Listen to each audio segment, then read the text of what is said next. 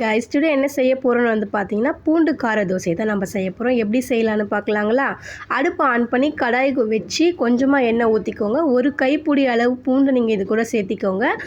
தேவையான அளவு வந்து பார்த்தீங்கன்னா மிளகு சேர்த்திக்கோங்க. தேவையான அளவு நம்ம சீரகமும் இது கூட சேர்த்திக்கலாம். இது கூட நெக்ஸ்ட்டு வந்து பார்த்தீங்கன்னாக்கா 5லேருந்து 6 வந்து வரமிளகா சேர்த்துக்கோங்க. காரத்துக்கு ஏற்ப நீங்கள் சேர்த்துக்கலாம். நீட்டு வாக்கில் கட் பண்ணி எடுத்து வச்சுருக்க வெங்காயத்தை இது கூட ஆட் பண்ணிக்கோங்க. தக்காளி இது கூட சேர்த்து நல்லா நீங்கள் மிக்ஸ் பண்ணி விட்டுடுங்க. இந்த மாதிரி நீங்கள் மிக்ஸ் பண்ணும்போது வந்து பார்த்தீங்கன்னா அது நமக்கு நல்லா வெந்து வரும். இப்போ வந்து பாருங்கள், நல்லா நீங்கள் மிக்ஸ் பண்ணி விட்டுட்டே இருங்க. இது வந்து பார்த்தீங்கன்னாக்கா வந்து தோசைக்கு சட்னி குழம்பு எல்லாம் இல்லாத இன்ஸ்டண்ட்டாக செய்யக்கூடிய ஒரு ஸ்டப்பிங் தோசை தாங்க. இப்போ வந்து பாருங்கள், இது நல்லா பொன்னிறமாக நமக்கு வெந்துருச்சு. தக்காளி நல்லா வெந்திருக்கு. இந்த ஸ்டேஜில் அடுப்பு ஆஃப் பண்ணி இதை ஆற வச்சுருங்க. மிக்ஸி ஜாருக்கு இதை மாற்றிக்கோங்க. மிக்ஸி ஜாரில் இதை மாற்றிட்டு கொஞ்சம் நல்லா கொரகொரப்பாக நீங்கள் அரைச்சி எடுத்துக்கணும். ரொம்ப ஃபைன் பேஸ்ட்டாக அரைச்சிட்டிங்கன்னா ஸ்டப்பிங் வைக்கிறதுக்கு நமக்கு அது சாப்பிடும் போது நமக்கு அது தட்டுப்படாது. இப்போ பாருங்கள், இந்த மாதிரி கொரகொரப்பாக நீங்கள் அரைச்சி எடுத்துக்கிட்டிங்களா? இது கூட வந்து பார்த்தீங்கன்னாக்கா கொஞ்சமாக உப்பு ஆட் பண்ணிக்கோங்க. டேஸ்ட்டுக்கு தான் நம்ம உப்பு ஆட் பண்ணுறது, இல்லை நமக்கு சப்புன்னு இருக்கும். ஸோ நீங்கள் உப்பு ஆட் பண்ணி நல்லா மிக்ஸ் பண்ணி எடுத்து வச்சுக்கோங்க.